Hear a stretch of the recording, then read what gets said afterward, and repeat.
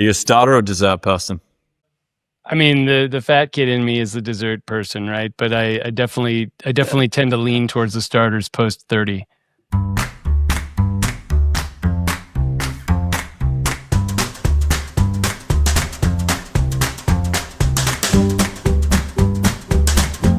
Hi, I'm Dave Sherwood, the CEO of Bibliu. I'm here to introduce you to Campus Convos, the podcast where we discuss all things tech and education.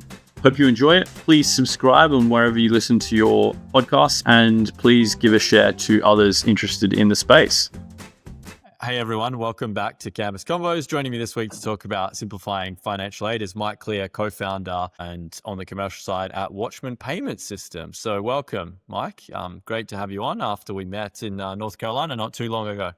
Yeah, thanks so much for having me. I'm excited to be here. I noticed this is number 23, so you've got your legs on and you're running, and I'm honored to be a part of it. Yeah, great. Actually, we were just talking about Mike's managed to give up sugar, which is quite impressive. I was telling him I just completed dry February. But yeah, I feel like sugar's much more difficult, and how he'd gotten into being a carnivore, which also is super interesting. And so carnivore, no vegetables. No vegetables. The way that you And explain it at the dinner party is that I do eat vegetables, but the animals, they do it for me. that's a good way to describe it. And like vitamins and minerals, you feel like you get enough of them through the meat. Oh yeah.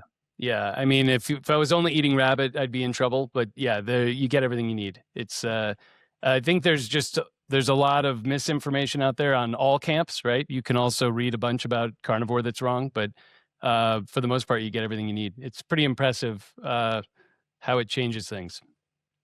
And I assume you eat seafood. Oh yeah. Yeah. Yeah. Because there's so many different nutrients in the sea. Interesting.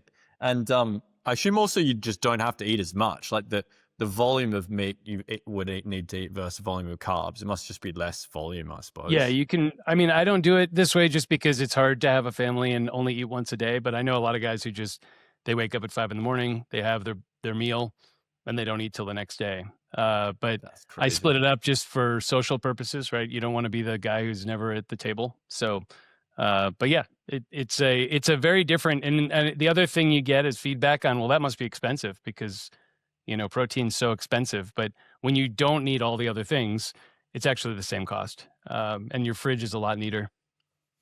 That's interesting. And what about seasonings? Salt, obviously, is okay Yeah, or not? salt, pepper, garlic, those are the go-tos for me. But I guess those are the places where you stray. And then the other place where I stray is clearly coffee is not an animal, but I drink coffee. So, there are some give and take elements of it. I actually gave coffee up years ago. I drink a decent amount of tea, but the caffeine profile on tea is much more gentle. Um, Yeah, actually giving up coffee was like definitely I thought way better. But everyone to their own. I feel like people have to figure out their own bodies and what works for them. Yeah, Um, yeah, everybody's different. that's the thing. Cool. Well, obviously you guys are doing some really awesome stuff at Watchman. So interested to learn a bit more about. Maybe we start with like some of the most exciting technologies and trends that you're seeing at the moment. I know actually a little off topic, a little on topic. I know you're a big crypto guy. How are you feeling about the current state of crypto, and where do you think sort of the minimum and maximum will be of Bitcoin in the next couple of years? I know it's hard to predict these things, but you clearly have Oh like a yeah. long-term bullish view. Yeah, yeah. Well, I mean, before I say anything further, I'll say these are not the views of Watchmen. These are my own. But yeah, I think definitely a Bitcoiner, playing in that space is a weird one just because just like saying I only eat meat, right? You draw a lot of negative attention or just questions right out of the gate. High range, I guess the question you have to ask yourself is how much money can our governments print, right? So the more money they make, the higher Bitcoin will seem in value. And if someone is thinking like, what is he talking about? If you own a home, just look at your home price when you bought it, what it is now. Has your home really become more valuable? Probably not in most cases, right? There's just more money in circulation, so the price looks higher. I think a lot of people are maybe mildly to moderately devastated right now with the price where it sits compared to where it was. I think mid-October we were over 120K. I just like to look back and say, the first Bitcoin I bought however much that was a lot lower than where we are today. But yeah, I don't like to make predictions, but if I do, I just give a month and not a year. And then if someone's like, "Look, man, it's December and the 200,000 you said," I didn't tell you which December. It's coming. It's coming. Well, it's a good way to view it because even at the $60,000 price point, it's probably outperformed the stock market significantly. Yeah. Yeah. I mean, I Over don't over follow 5 the years or 10 markets. years, right? Yeah, I don't follow the markets too closely, but my dad is a financial advisor, so he does. And he's always calling me out on the AI stocks and all these things. But I think the best way to look at it is obviously in any investment, don't ever put in more than you intend to lose. It's gambling. And then if you do end up playing in the game of buying things like Bitcoin, buy it, put it aside, don't look at it. Just and then come back in 4 years and you can email me a thank you. Yeah, obviously, I'm not taking responsibility for any financial advice, but I agree with you personally. It's all about buying and holding. Ideally, things like index funds, crypto that you can. And for me, the only crypto coins that I think are solid are Ethereum and Bitcoin. Things you just hold for years. I think you get in the game of buying and selling regularly, and you can lose crazy amounts of money quickly. And also, like the experts that do buying and selling regularly aren't even that good at it. Like the active funds of Wall Street, Yes. that Yeah. underperform the index funds. Like 95% of them underperform the index funds, and these are guys doing it all day, every day. Like master degrees, all this kind of stuff. So, like you say, the stock picking stuff is yeah, it's a bad idea, I think. Yeah. Was going to say, like, I got into Bitcoin back in 2013. I should have bought more. I've had between half and one coin over the years, basically. And I'll probably invest a bit more over the next year or two. But again, keeping it as like a small part of my overall um, portfolio, because like you said, it is sort of a bit like gambling. But I always thought, like, look, even if this is just a thing that's used by countries that don't have a proper currency, or people that don't want the government looking into exactly what they're doing with their money, that's already a pretty big market. And then to your point, if you start getting like US people into it, or like people in Europe that feel their own currency or their government is like printing too much money, then it becomes a like crazy big market. And the fact that you can't produce a single new one, like the mining's actually just finding ones that already exist, they're just hidden. There's literally like a fixed total amount of them. Fascinating. Yeah. We've never had, I mean, gold, people think gold, but like we've mined a lot of new gold over the years. Like gold is less rare than people think it is. We've never had a resource that's like literally capped at the total number of things that could be used like money or gold. So yeah, it's an Yeah. interesting one. Fixed supply is the only other analog that us humans have that we seem to forget about on a daily basis is, you only have so much time in your life. So you better use it wisely, right? So anything that you can find that is so scarce that you can't make more of it, in my mind, it's time. And that's why I think that they say time is money, right? Uh, the things that you find in life that are scarce are the things you should value most. It's actually a great point. It's a good point philosophically. And it's kind of crazy how much money is being printed and spent by governments around the world too. Um, yeah. Yeah, and I don't blame And them. I so, don't want to be in their position because it's a hard thing to do, right? There's a big red button, and every time you have a crisis, you have to find a way out. And the easiest way is to make more and find a way out, right?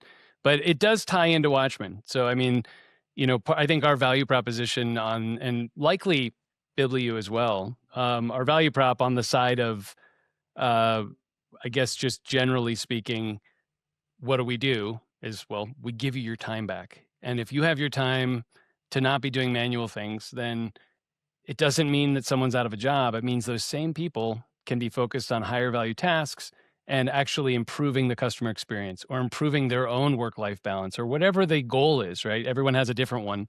But I think that there's something to be said for time is money. And if we can use technology to save time, we should.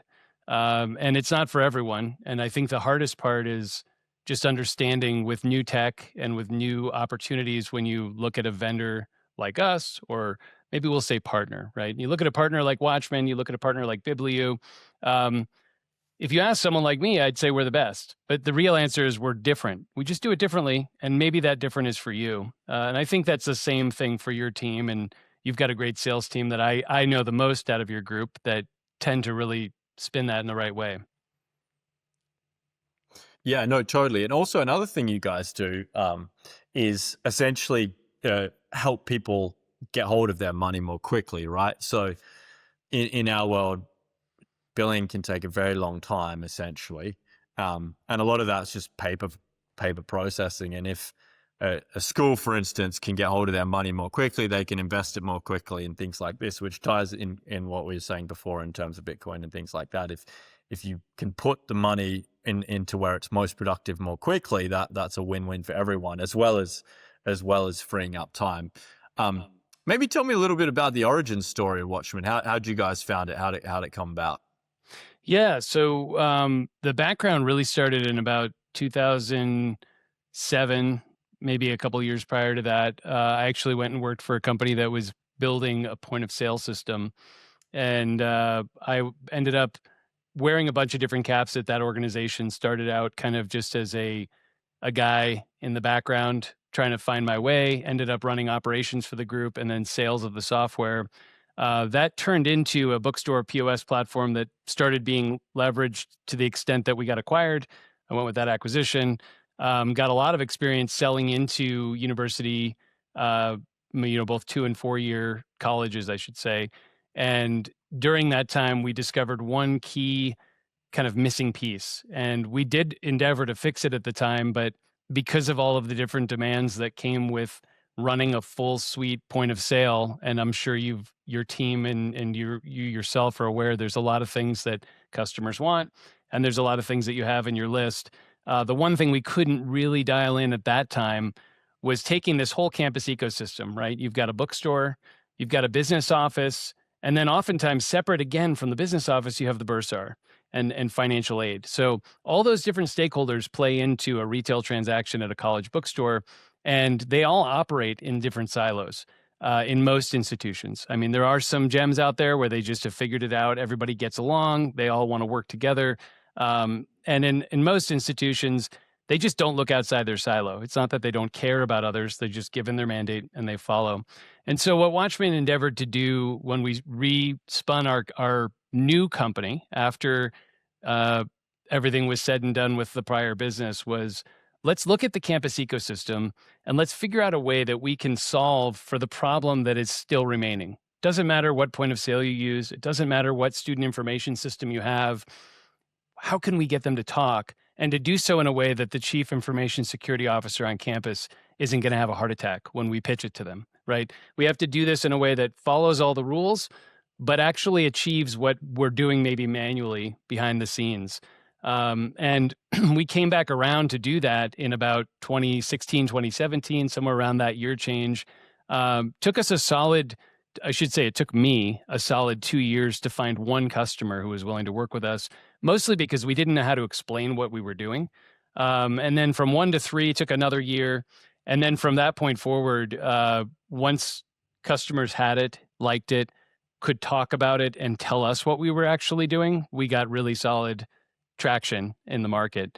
But the interesting thing is the business model that you run, when it first started emerging, was terrifying to me. Just as I expect when I come in and tell someone, hey, here's how we do it. And they know their manual process, they know what they do, and they think, gosh, this guy's going to change my job. I don't like it. I had that same experience as soon as I was introduced to the inclusive access, right? There's this notion of, well, it's just going to get adopted and you're going to get the book and it'll be a part of your fees. When I first started dreaming about that, it gave me nightmares because I thought, wow, this is the end of our company. Our traditional model was you walk into the bookstore, you get the books off the shelf. You go to the cash register, then you say, can I put this on my student bill? Or, hey, I'm a veteran. Can I use my VA funds to pay for this? And we make all of that automatic at the point of sale. As soon as I realized it was going to step into more of a digital delivery or physical, but it was tied to your registration, it made me realize maybe our model is broken there. Maybe it's solved. And then it started to come across as implementations, pilots, this concept of inclusive and now, total access, whatever we're going to call it. It evolved over time, which again, milestones and pain for all participants. But it became abundantly clear that our role was still very solid in the space because there's what I like to call a bunch of transactional volatility. that occurs at the beginning of any semester. You register for a class. If it has inclusive access tied to it, you get your books. Well, what happens when you drop the class? Well, then you have to get your money back and return the books or lose access digitally. And all of those things, they move very quickly in a very short timeline. And I think our whole goal in this very manual transactional environment is to just provide, radical transparency, both to the students and to the folks who are having to answer questions to the students or to their boss. Where are we at on this right now? How much has been spent? How much do we owe? If you don't know that on a day-to-day basis or a minute-to-minute basis, you might have a problem. And so our goal is to make it so that anyone can take a look at any time, whether it's the student just looking at their bill and saying, yeah, I took this class, it had IA, I dropped this class, I see my credit, or someone on the back office saying the VA counselor called and they want to know how much money Johnny owes. We can pull that as a report in real time. That might have been more answer than you wanted, but that's the origin story plus kind of what we see as our mission statement, so to speak. Yeah, no, it's interesting how much the space has changed. And on the point of like EAI, how do you think that's impacted? Do you think positive, negative? Obviously, like issues around transparency or student choice, operational complexity. I guess maybe the pros and cons from your perspective. Obviously, you and I are a bit biased because we work in it day to day, but yeah.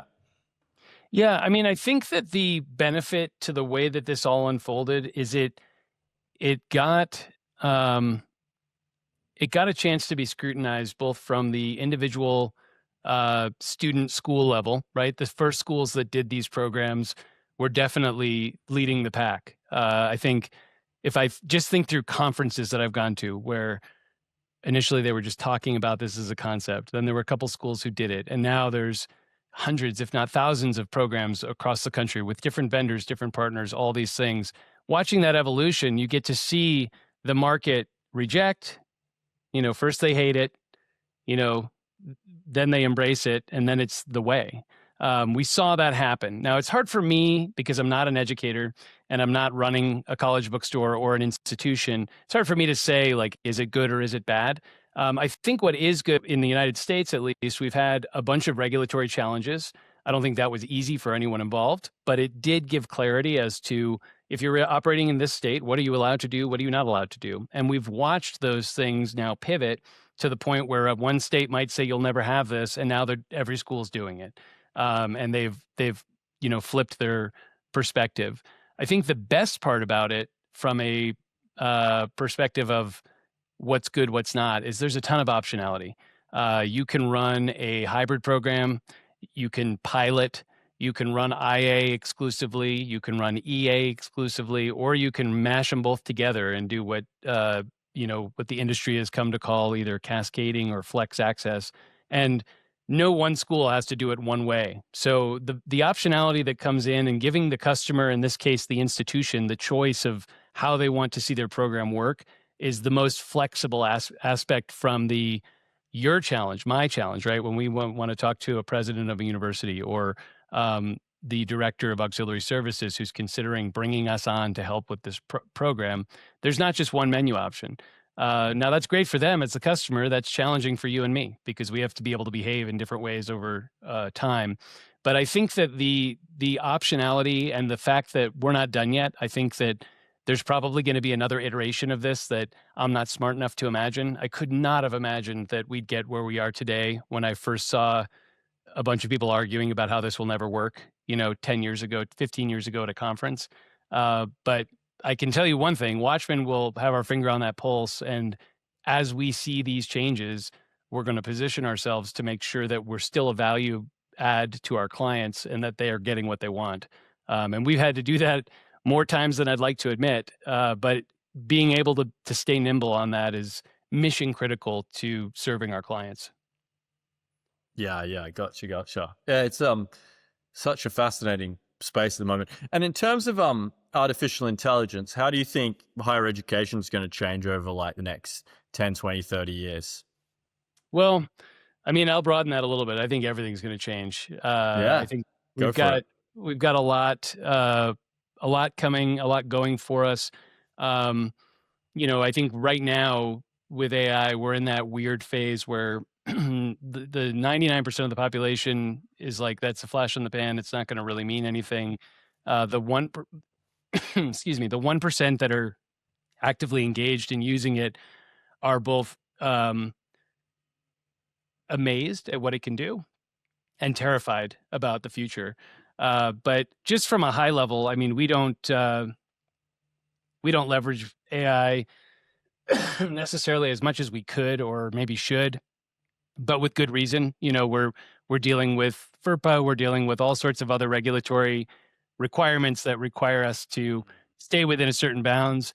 I mean, on a day-to-day basis, I'm using it to polish things, to try to challenge and better myself. And that's just scratching the surface. I know some folks on your team who just consistently blow my mind with what they've done. And then I think, well, I want to learn that, but there's only so many hours in the day. For higher ed at large, though, I think the places where it's going to be most apparent and most beneficial in the near term is things like repetitive questions that you might get from a chatbot or in an email environment for a university that you can have a canned response to, but you might not want the customer to know that you're giving them a canned response. And so if you can speak in the voice that the question came from and answer the question slightly differently, but with the same answer, the AI is amazing at that. When it comes to optimizing things for security, optimizing things for testing and software, we do use it for that today. So we're using AI to run unit tests and to do things that otherwise would literally be a team of 5 people who are engineers who should be writing code, sitting in a room, clicking through to see that it works the way we said it would on the production side or on the staging side. Now we can actually do that, and AI will not only test our work, but it'll suggest improvements, which we got that before, but we had to take engineers and sort of force them through a process that they hated, which is evaluating their work. And no one likes to be brutally self-critical ever, and the AI doesn't question that. If you say find faults, here's the things you need to break. If they can be broken, it will do it. And those two things alone, right? One, saving time, and two, forcing a program through a function that no human wants to do, either because they're going to be biased and they're not going to do a good job, or because they just don't have time. Those are amazing changes. I can't really speak to how it's going to work with content, although I imagine that, on one hand, there's a huge challenge on the horizon, similar to what we witnessed with the music industry and the entertainment industry at large, where people who create and curate and author content might have some challenges coming, because I could write a really good book and I might be a really great author. Neither of those are true, but let's just imagine they are for a second. And then my work could be respun 40 different ways and monetized by someone else. And that's a challenge. But if the same content that I produce for educational purposes could be respun for 40 different students so that each one of them will get a better learning experience, but it's still my content, well, that's a game changer, right? I mean, education could be improved if we can tune the same content to the student.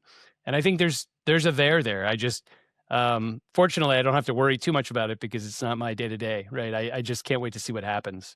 Totally. Also, I think a big part of it will be like how the jobs and economy shift, and then how the institutions in higher ed sort of follow that. Can they follow it quickly enough? Do they have issues with that? Was actually in New Mexico the other day, visiting Central New Mexico Community College, and they have like a little quantum lab where they train people basically unskilled to go work as like lab technicians in quantum computing facilities. So that's exactly the type of it's a 12-week course. Exactly the type of course that will become more prevalent, I think, as things change. Well, Mike, really appreciate having you on today. And thank everyone for listening. And obviously, we'd appreciate it if you'd subscribe and drop in a review. And we'll see you all in the next episode.